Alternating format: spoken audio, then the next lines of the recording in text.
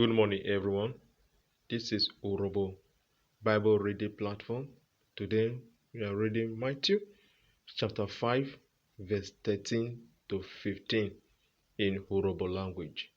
Obi Matthew Uyori Royi Inyori Awo Royi Ikwera Rite Ikwinyori. Verse 13.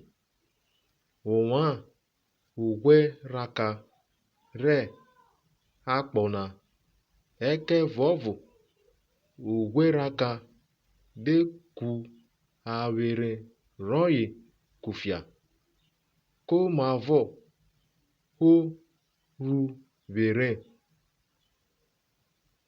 ogbi yori ofa ke kuo kufia iwo ki kinyo nwa. Verse 14. Ụwa urukpe re akpọna orere rohe enu re ugbenu osa gahe. Verse 15. Yere